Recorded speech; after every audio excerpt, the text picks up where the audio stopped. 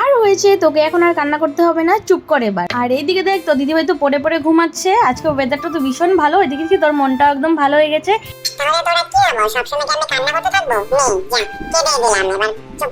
আর হয়েছে, তোকে আর কান্না করতে হবে না, চল ঘুরে আসি। ঘোরার নাম করে এখন দিদিভাই কোলে উঠে বসে আছিস, আর এদিকে এই দিদিভাইকে জুতোগুলো ধরিয়ে দিয়েছিস, তাই না? তুই তো ভীষণ পাজি হয়ে গেছিস রে। এদিকে দেখ, ওয়েদার ভালো বলতে বলতে এখন দেখি রোদ উঠে গেছে পুরো। আর রোদের দেখা পাওয়া মানে তো জানোই, এই গরম দিনে সেই পচা পড়া গরমটা শুরু হয়ে গেল, এখন থেকে আবার গরম গরম লাগছে। আর এদিকে বিছানা দেখে তো অবাক হয়ে গেছি, বোন পুরো গুছিয়ে তারপর বেরিয়েছে। মনটা ভীষণ খুশি হয়ে গেলো ঘরটা গুছানো দেখে। তারপর আমার এই দু বোনকে পাঠিয়ে দিলাম দোকানে যাওয়ার জন্য, কিছু জিনিস আনার ছিল সেই জন্য। আর এদিকে আকাশের দিকে কি সুন্দর লাগছে দেখতে। আর এদিকে দেখি সে গাছগুলোর অবস্থা পুরো বেহাল হয়ে আছে, যেহেতু টানা কদিন বৃষ্টি হওয়ার পর রোদটা এখন উঠেছে, সেজন্য গাছের গোড়াটা শুকিয়ে গেছে। এগুলোকে ভালো করে জল দিয়ে দিলাম। যখনই পাপা বাজারে যাওয়ার জন্য বেরিয়েছিল, পাপাকে বললাম আজকে চিকেন আনতে, তো সেই জন্যই ভাবলাম যে পাপাকে যেহেতু চিকেন আনতে বলেছি, পাপা তো চিকেন আনবেই, তো সেই জন্য মা বললো তাহলে কেটে রেখে দে আলুটার পেঁয়াজটা। তো এদিকে আমি আলুটা পেঁয়াজটা কেটে রাখতে না রাখতে পাপা এসে গেছে বাজার নিয়ে। সো বাজারগুলো এখন আমি বের করে নিচ্ছি ব্যাগের থেকে। তোমরা তো জানোই যে রবিবার দিন আমাদের সম্পূর্ণ বাজার করে, যেহেতু 1 উইকের মধ্যে আর সেরকম ভাবে বাজার করা হয় না। তো রবিবারে বাজারটা যেহেতু আমাদের এখানে হাট বসে, এখানে বাজারটা ভালো বসে, অনেক কিছু ওঠে, তো সেই জন্য রবিবারে বেশ অনেক কিছু করে বাজার করে, মানে অনেক কিছু নিয়ে আসে রবিবার দিনকে।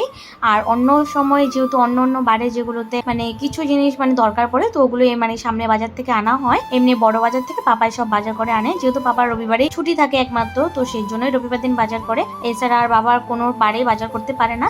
আর টুকটাক সেরকম জিনিস লাগলে আমাদের সামনে বাজার থেকে আনা হয়। আমি সব বাজারগুলো বের করে নিয়েছি, যেহেতু ঘরে রসুন ছিল না। তারপর পাপার রসুন আনার পর আমি এদিকে রসুনগুলোকে ভালো করে ছুলে নিয়েছি, আর বোনকে বসিয়ে দিয়েছি লঙ্কার ডান্ডিগুলো ছাড়াতে। সো এদিকে লটকাও এনেছিল, লটকাটা তারপর ভাবলাম যে মাখা করে খাই। আমার না লটকা মাখাটা ভীষণ ভালো লাগে খেতে, ওদিন ফার্স্ট টাইম মাখা করে খেয়েছিলাম, তাই ভালো লেগেছিল, আজকে তোমাদের সাথেও শেয়ার করলাম। আর এনেছিল অনেকগুলো শুকনো মাছ, তো সেগুলোকেও কেটে বেছে রেখে দিলাম, যেহেতু পরে আর সেই প্রবলেমটা হয় না কোনো চচ্চড়ি বানানোর সময় আবার কেটে বেছে দেওয়া, তো সেই জন্য আমি আগেই কেটে বেছে রেখে দিলাম। আর এইদিকে মা করে নিয়েছে চিকেনটা, আজকে আর আমি চিকেনের দিকে যাইনি। আজকে অন্য দিন মা যে কাজগুলো করে, আজকে আমি ওই কাজগুলো করেছি, আর আমার কাজগুলো আজকে মা করেছে, মানে চিকেনটা মা করেছে, আর আমি বাদ বাকি যত কাটা বাছার কাজ আছে সবকিছুই আমি করেছি। আর এই চিকেন রান্নাই বা কত তোমাদের সাথে শেয়ার করবো, রোজ সেম পদ্ধতিতে চিকেন রান্না করি। এই চিকেন রান্না দিয়ে আমার পুরো প্রোফাইল ভরে গেছে চিকেন রেসিপি।